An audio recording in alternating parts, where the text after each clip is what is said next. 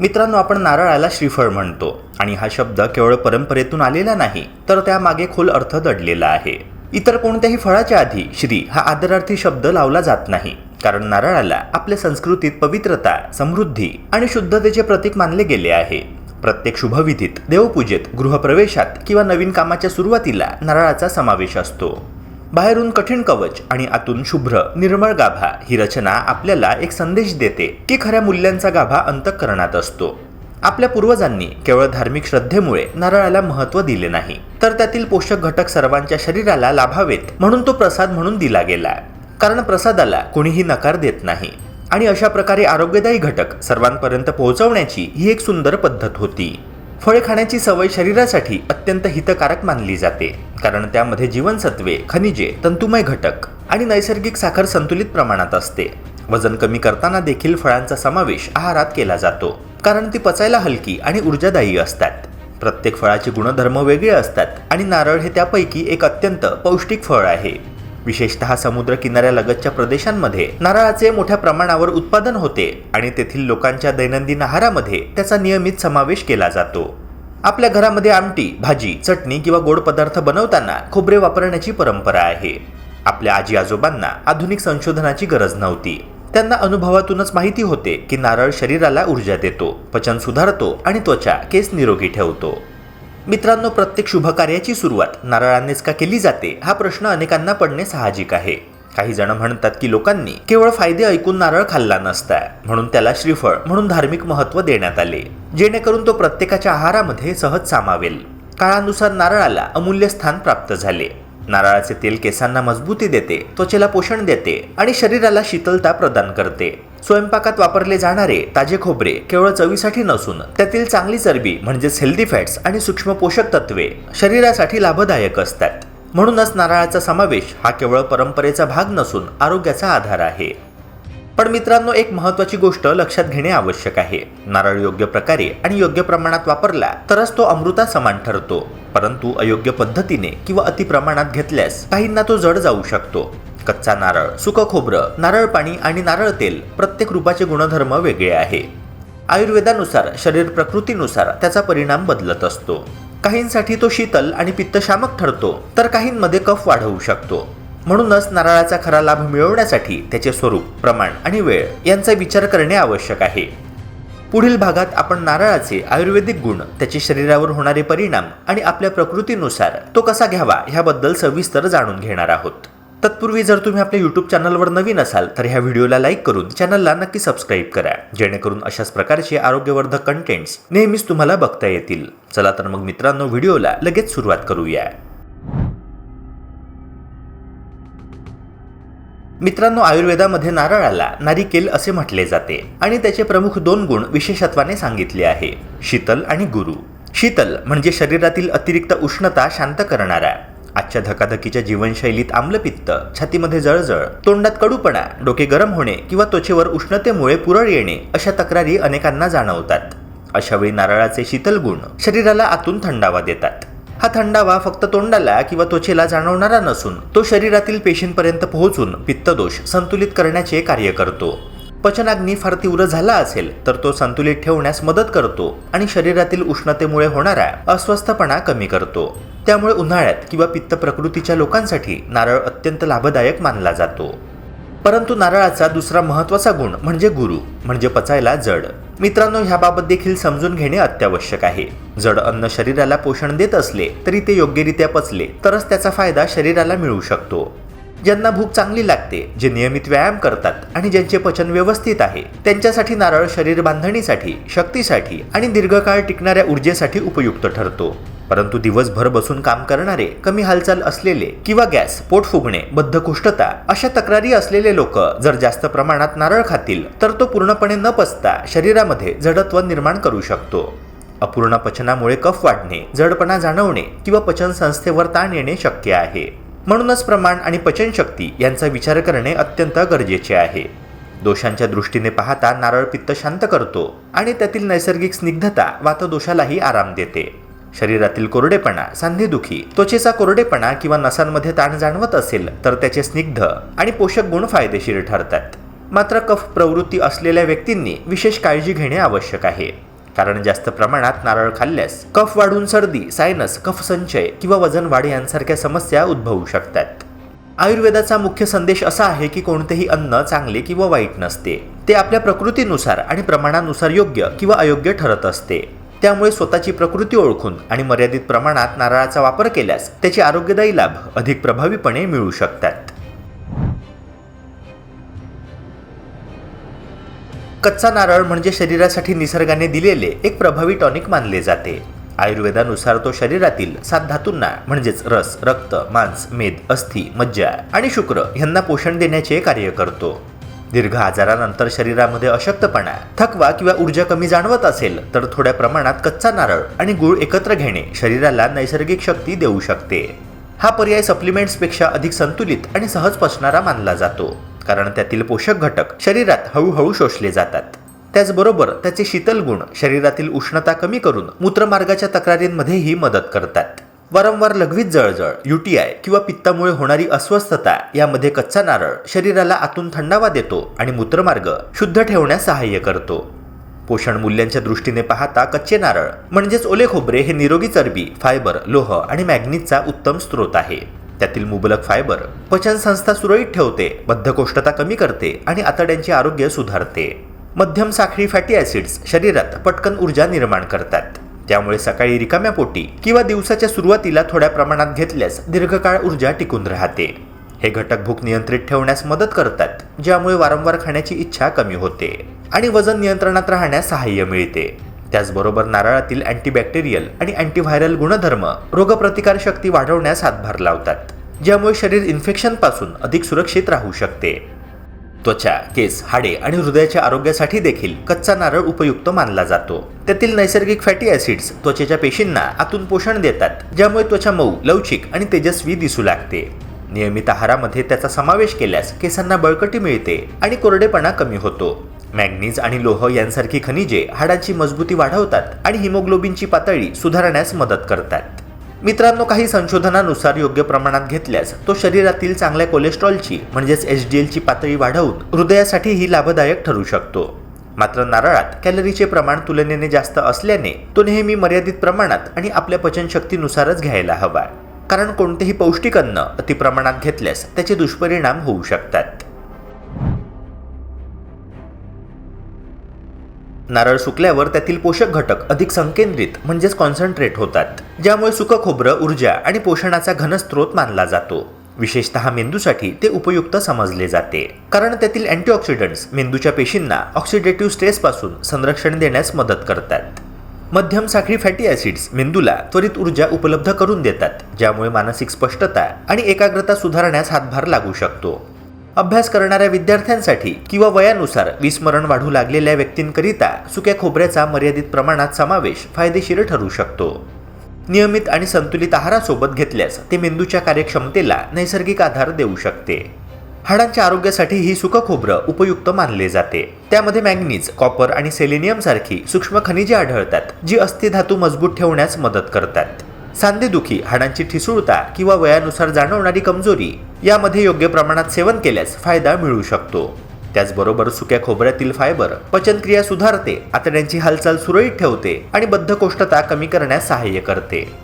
पचन नीट होत असल्यास शरीरातील पोषक तत्वांचे शोषणही अधिक प्रभावीपणे होते, ज्याचा एकूण आरोग्यावर सकारात्मक परिणाम दिसून येतो. रक्तातील हिमोग्लोबिन कमी असलेल्या व्यक्तींनाही सुक्या खोबऱ्याचा लाभ होऊ शकतो, कारण त्यातील लोह आणि इतर पोषक तत्वे रक्त निर्मिती प्रक्रियेला सहाय्य करतात. लॉरिक ॲसिड सारखे घटक चांगल्या कोलेस्ट्रॉलची पातळी वाढवण्यास मदत करू शकतात, ज्यामुळे हृदयाचे आरोग्य टिकवून ठेवण्यास हातभार लागू शकतो. याशिवाय अँटीऑक्सिडंट्स त्वचेची गुणवत्ता सुधारतात, जळजळ कमी करतात आणि रोगप्रतिकारक शक्ती मजबूत करतात. दररोज सकाळी रिकाम्या पोटी किंवा रात्री झोपण्यापूर्वी सुक्या खोबऱ्याचा एक लहान तुकडा चावून खाणे आरोग्यदायी ठरू शकते. मात्र त्यामध्ये कॅलरी आणि चरबीचे प्रमाण जास्त असल्याने नेहमी मर्यादित प्रमाणातच सेवन करणे योग्य आहे. नारळ पाणी हे निसर्गाने दिलेले एक उत्कृष्ट नैसर्गिक इलेक्ट्रोलाइट पेय आहे. त्यामध्ये पोटॅशियम, मॅग्नेशियम, सोडियम आणि इतर सूक्ष्म खनिजे संतुलित प्रमाणात असतात, ज्यामुळे शरीरातील द्रव आणि इलेक्ट्रोलाइट संतुलन राखण्यास मदत मिळते. उन्हाळ्यामध्ये जास्त घाम आल्याने डिहायड्रेशन, थकवा किंवा उष्माघाताची लक्षणे दिसू लागतात. अशा वेळी नारळ पाणी त्वरित ऊर्जा देऊन शरीराला ताजेतवाने करते. व्यायाम, धावणे किंवा खेळानंतर शरीरातील इलेक्ट्रोलाइट्स कमी होतात. ते भरून काढण्यासाठी ही नारळ पाणी अत्यंत उपयुक्त ठरते. त्यातील नैसर्गिक साखर आणि खनिजे शरीरामध्ये लवकर शोषली जातात. त्यामुळे थकवा कमी होतो आणि स्नायूंचे कार्य सुरळीत राहते. गर्भवती महिलांसाठी सकाळच्या वेळेत मर्यादित प्रमाणात नारळ पाणी लाभदायक ठरू शकते. गर्भधारणेदरम्यान पचनासंबंधी तक्रारी, आम्लपित्त किंवा उलट्यांची भावना असल्यास त्याचे सौम्य आणि शीतल गुण आराम देऊ शकतात. ते शरीर हलके ठेवते आणि सौम्य डिहायड्रेशन टाळण्यास मदत करते. निरोगी प्रौढ व्यक्तीसाठी दररोज 1 ते 2 कप म्हणजे सुमारे 250 ते 500 मिलीलिटर किंवा एक मध्यम आकाराचे नारळ पाणी सुरक्षित आणि फायदेशीर मानले जाते. मात्र मधुमेह असलेल्या व्यक्तींनी त्यातील नैसर्गिक साखरेचा विचार करून मर्यादित प्रमाणातच सेवन करावे. नियमितपणे सेवन करण्यापूर्वी, विशेषतः गर्भावस्थेत, डॉक्टरांचा सल्ला घेणे अत्यंत आवश्यक आहे. मित्रांनो, तथापि नारळ पाणी जरी आरोग्यदायी असले तरी अतिसेवन टाळणे महत्त्वाचे आहे. दिवसातून 1 ते 2 ग्लास पुरेसे असतात. 1 लिटरपेक्षा जास्त प्रमाणात घेतल्यास शरीरातील पोटॅशियमची पातळी वाढू शकते, ज्यामुळे इलेक्ट्रोलाइट असंतुलन होण्याची शक्यता असते. ज्यांना मूत्रपिंडाचे आजार किंवा पोटॅशियम नियंत्रित ठेवण्याची गरज आहे त्यांनी डॉक्टरांच्या सल्ल्याशिवाय नारळ पाणी पिऊ नये. कफ प्रवृत्ती असलेल्या व्यक्तींनी संध्याकाळनंतर ते टाळायला पाहिजे. योग्य वेळ म्हणजे सकाळी रिकाम्या पोटी किंवा व्यायामानंतर. यावेळी त्याचा शरीराला सर्वाधिक फायदा मिळतो. संतुलित प्रमाणात आणि आपल्या प्रकृतीनुसार घेतल्यास नारळ पाणी हे खरोखरच आरोग्यासाठी वरदान ठरू शकते.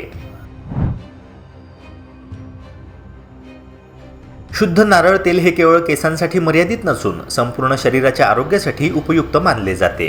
आयुर्वेदात त्याला स्निग्ध, शीतल आणि पोषण देणारे मानले आहे. रात्री झोपण्यापूर्वी पायांच्या तळव्यांना खोबरेल तेलाने हलकी मालिश केल्यास मज्जासंस्थेला आराम मिळतो, ताण कमी होतो आणि झोपेची गुणवत्ता सुधारण्यास मदत मिळते. पायांमध्ये अनेक महत्त्वाच्या नसांचे जाळे असल्यामुळे त्या भागावर तेल लावल्याने संपूर्ण शरीराला शांतीची अनुभूती मिळू शकते. नियमित मालिशमुळे त्वचा मऊ राहते, कोरडेपणा कमी होतो आणि पायांच्या नसांना आराम मिळतो.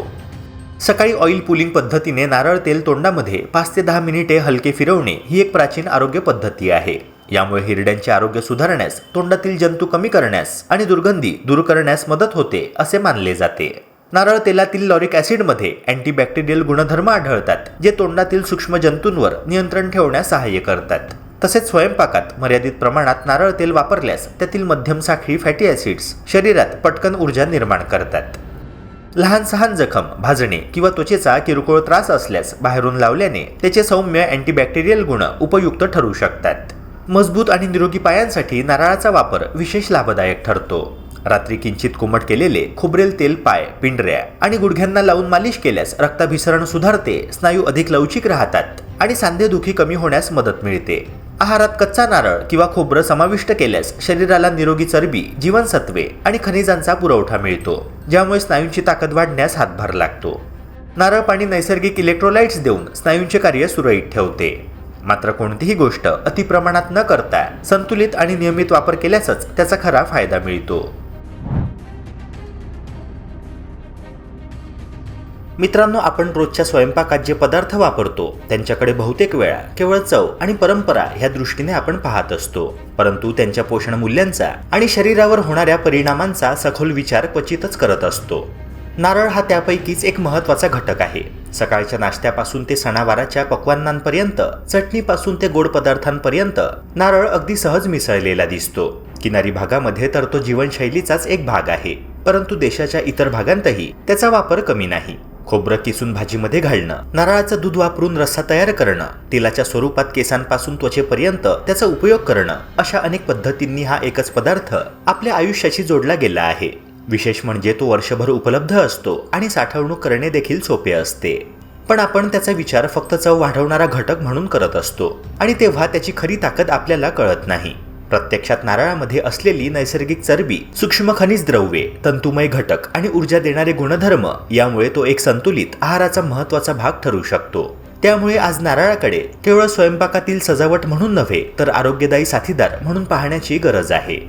शरीरातील चयापचय प्रक्रिया सुरळीत राहण्यासाठी आणि हार्मोन्सचे संतुलन व्यवस्थित राखण्यासाठी आहार अत्यंत महत्त्वाचा असतो. विशेषतः मानेला असलेली थायरॉइड ग्रंथी आपल्या ऊर्जा निर्मिती प्रक्रियेवर आणि वजन नियंत्रणावर मोठा प्रभाव टाकत असते. जेव्हा ह्या ग्रंथीचे कार्य असंतुलित होते तेव्हा थकवा, अस्वस्थता, वजनात अचानक वाढ किंवा घट, केस गळणे यांसारख्या तक्रारी जाणवतात. अशावेळी औषधोपचारांबरोबरच आहारातील बदल महत्त्वाची भूमिका बजावतात. नारळामधील नैसर्गिक स्निग्धांश शरीराला झटपट उपलब्ध होणारी ऊर्जा देतात आणि पेशींना कार्यक्षम ठेवण्यास मदत करतात. काही संशोधनांनुसार संतुलित प्रमाणात घेतलेला नारळ शरीराच्या हार्मोनल प्रक्रियांना आधार देऊ शकतो. अर्थात हा कोणताही चमत्कारी उपाय नाही, पण पोषणदृष्ट्या समृद्ध अन्नपदार्थ शरीराला आवश्यक इंधन पुरवतात आणि अंतर्गत प्रणाली अधिक सुसूत्रपणे काम करू शकते. त्यामुळे नियमित पण मर्यादित प्रमाणात खोबरं किंवा नारळजन्य पदार्थांचा समावेश केल्यास शरीराच्या एकूण चयापचय प्रक्रियेला सहाय्य मिळू शकते. मित्रांनो, मानवी मेंदू हा शरीरातील सर्वात ऊर्जाग्राही अवयव आहे. त्याला सतत योग्य पोषणाची गरज असते, अन्यथा एकाग्रतेमध्ये घट, मानसिक थकवा, चिडचिड आणि स्मरणशक्तीमध्ये कमतरता जाणवू लागते. नारळामध्ये आढळणारी मध्यम साखळी स्निग्धाम्ले म्हणजेच MCTs शरीरात पटकन ऊर्जेमध्ये रूपांतरित होतात. ही ऊर्जा मेंदूच्या पेशींना त्वरित उपलब्ध होऊ शकते, ज्यामुळे विचारांची स्पष्टता आणि लक्ष केंद्रित करण्याची क्षमता सुधारण्यास मदत होऊ शकते. वाढत्या वयामध्ये मेंदूचे आरोग्य जपण्यासाठी नैसर्गिक स्रोतांमधून मिळणारी ऊर्जा अधिक सुरक्षित आणि परिणामकारक ठरते. याशिवाय नारळातील काही सूक्ष्म पोषक घटक मज्जासंस्थेच्या कार्याला आधार देऊ शकतात. नियमित आहारात संतुलित प्रमाणात नारळाचा समावेश केल्यास मानसिक कार्यक्षमतेत स्थिरता येण्यास मदत मिळू शकते. त्यामुळे मेंदूच्या आरोग्याकडे लक्ष देताना फक्त बौद्धिक व्यायाम नव्हे तर योग्य आहारही तितकाच आवश्यक आहे आणि त्यात नारळ एक उपयुक्त पर्याय ठरू शकतो. आजच्या धकाधकीच्या जीवनशैलीमध्ये वाढतं वजन ही अनेकांसाठी मोठी समस्या बनली आहे. व्यायामाची कमतरता, अयोग्य वेळी केलेले जेवण आणि प्रक्रिया केलेल्या अन्नाचे वाढते प्रमाण यामुळे वजन नियंत्रण कठीण होऊन बसलं आहे. अशा परिस्थितीत पोट भरल्याची भावना, जास्त काळ टिकवणारे अन्नपदार्थ उपयुक्त ठरतात. नारळामध्ये असलेले तंतुमय घटक आणि स्वास्थ्यदायी चरबी यामुळे भूक नियंत्रित ठेवण्यास मदत होऊ शकते. त्यामुळे अति खाण्याची प्रवृत्ती कमी होऊ शकते आणि वजन वाढण्याची गती मंदावू शकते. काही अभ्यासांमध्ये असे देखील दिसून आले आहे की नारळातील विशिष्ट चरबी शरीरातील ऊर्जा वापरण्याची प्रक्रिया वेगवान करू शकते. अर्थात कोणत्याही पदार्थाचा अतिरेक हानिकारक असू शकतो, म्हणून प्रमाण महत्त्वाचे आहे. पण संतुलित आहारात नारळाचा समावेश केल्यास वजन नियंत्रणासाठी तो सहाय्यक ठरू शकतो आणि दीर्घकालीन आरोग्याच्या दृष्टीने फायदेशीर परिणाम देऊ शकतो. रोगप्रतिकारक शक्ती ही शरीराची नैसर्गिक सुरक्षा व्यवस्था आहे. ती सक्षम असेल तर शरीर विविध संसर्गांशी आणि आजारांशी प्रभावीपणे लढू शकतं. कमकुवत प्रतिकार शक्तीमुळे वारंवार सर्दी, खोकला, थकवा किंवा इतर संक्रमणांचा धोका वाढतो. नारळामध्ये काही असे घटक आढळतात जे शरीराच्या संरक्षण प्रक्रियेला चालना देऊ शकतात. त्यातील नैसर्गिक संयुगे सूक्ष्मजीवांविरुद्ध प्रतिकार करण्यास मदत करू शकतात, असे काही संशोधनांमध्ये नमूद केले आहे. याशिवाय त्यातील पोषक द्रव्ये शरीराला आवश्यक ऊर्जा पुरवतात, ज्यामुळे पुनरुत्थान प्रक्रिया वेगवान होऊ शकते. संतुलित आहार, पुरेशी झोप आणि नियमित व्यायाम यांसोबत नारळाचा समावेश केल्यास शरीराची एकूण प्रतिकारक क्षमता सुधारण्यास हातभार लागू शकतो. त्यामुळे निरोगी राहण्यासाठी केवळ औषधांवर अवलंबून न राहता आहारातील नैसर्गिक घटकांनाही महत्त्व द्यावे. हृदय हे शरीराचे केंद्रस्थान आहे, तेव्हा त्याची कार्यक्षमता चांगली राहणे अत्यावश्यक आहे. चुकीच्या आहारामुळे आणि ताणतणावामुळे हृदयविकारांचे प्रमाण वाढताना दिसते आहे. नारळातील काही स्वास्थ्यदायी चरबी शरीरातील चांगल्या कोलेस्ट्रॉलच्या पातळीला आधार देऊ शकतात, असे काही अभ्यासांमध्ये सूचित केले आहे. त्यामुळे हृदयाच्या आरोग्यासाठी संतुलित प्रमाणात नारळजन्य पदार्थांचा विचार केला जाऊ शकतो. याशिवाय नारळामधील खनिज द्रव्ये रक्ताभिसरण प्रक्रियेला सहाय्य करतात.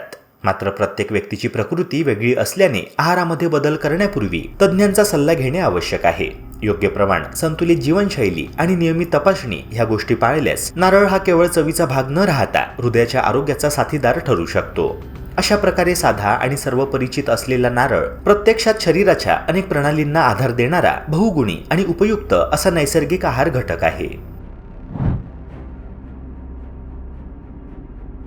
मित्रांनो, आपण खोबरेल तेलाचा विचार केला की डोळ्यांसमोर केसांना लावलेलं तेल किंवा त्वचेला दिलेली नैसर्गिक आर्द्रता येते. पण ह्या तेलाची ताकद केवळ डोक्यापुरती किंवा चेहऱ्यापुरती मर्यादित नाही. स्वयंपाकातही अनेक जण याचा वापर करतात, कारण त्यातील नैसर्गिक स्निग्धांश उष्णतेत तुलनेने स्थिर राहतात आणि शरीराला ऊर्जा देतात. खोबरेल तेलामध्ये ट्रान्स फॅट्स नसल्यामुळे ते संतुलित प्रमाणात वापरल्यास आरोग्यदायी पर्याय ठरू शकते. शरीराला सौम्य, न जळजळ करणारी ऊब देण्याची याची क्षमता असल्यामुळे हलक्या किंवा मध्यम हवामानातही ते सहज वापरता येते. म्हणूनच बऱ्याच ठिकाणी नवजात बाळांपासून वृद्धांपर्यंत सर्वांना ह्या तेलाने मालिश करण्याची परंपरा आहे.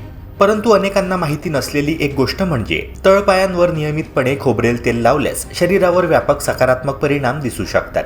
आपल्या पायांमध्ये असंख्य नसांचे टोक एकवटलेले असतात. त्यामुळे तिथे केलेली सौम्य मालिश शरीरातील विविध अवयवांवर अप्रत्यक्षपणे परिणाम करू शकते. म्हणून हा साधा उपाय केवळ सौंदर्य विषयक नसून संपूर्ण आरोग्याशी जोडलेला आहे. दीर्घकाळ उभे राहणे, जास्त चालणे किंवा चुकीच्या चपला वापरणे यामुळे पायांमध्ये वेदना, कडकपणा आणि सूज जाणवू शकते. अशा वेळी खोबरेल तेलाने केलेली मालिश स्नायूंना सैल करण्यास मदत करू शकते आणि रक्ताभिसरण सुधारण्यास हातभार लावू शकते. ज्यांना टाचांवर भेगा पडतात, त्वचा कोरडी व खरखरीत होते, त्यांनी रात्री झोपण्यापूर्वी तळपाय आणि टाचा तेलाने चोळल्यास मृत त्वचा हळूहळू निघून जाऊन त्वचा मऊ होण्यास मदत मिळते. काही लोकांना बुरशीजन्य संसर्ग, खाज किंवा लहान फोडांचा त्रास होतो. अशा वेळी खोबरेल तेलातील नैसर्गिक गुणधर्म त्वचेला शांतता देतात आणि जळजळ कमी करण्यास सहाय्य करतात. चप्पल किंवा बूट घासल्यामुळे आलेले फोडही तेलाच्या सौम्य थरामुळे लवकर भरून येण्यास मदत होऊ शकते. नियमित मालिश केल्यास घोट्याभोवतीचे स्नायू आणि सांधे अधिक लवचिक राहू शकतात, ज्यामुळे हालचाली करताना ताण कमी जाणवतो. त्यामुळे पायांची निगा राखण्यासाठी महागड्या उपायांपेक्षा हा सोपा आणि घरगुती पर्याय परिणामकारक ठरू शकतो. मित्रांनो, शारीरिक फायद्यांबरोबरच तळपायांना मालिश केल्याचा मानसिक आरोग्यावरही सकारात्मक प्रभाव पडतो. दिवसभराचा ताण, धावपळ आणि मानसिक थकवा यामुळे शरीर जड वाटू लागते. अशा वेळी कोमट केलेलं खोबरेल तेल तळपायांना लावून 8-10 मिनिटे हलक्या दाबाने मालिश केल्यास नसांना आराम मिळतो आणि मन शांत होऊ लागते. या प्रक्रियेमुळे शरीरामध्ये एंडोर्फिन सारखे आनंददायी रसायन स्त्रवण्यास चालना मिळू शकते, ज्यामुळे चिंता आणि अस्वस्थता कमी होण्यास मदत मिळते. मालिश करताना विशेषतः टाच, तळवे आणि घोटे यांवर गोलाकार हालचालींनी दाब देणे फायदेशीर ठरते. झोपण्यापूर्वी हा छोटासा विधी केल्यास झोप अधिक गाढ लागू शकते आणि सकाळी उठताना पाय हलके आणि ताजेतवाने वाटू शकतात.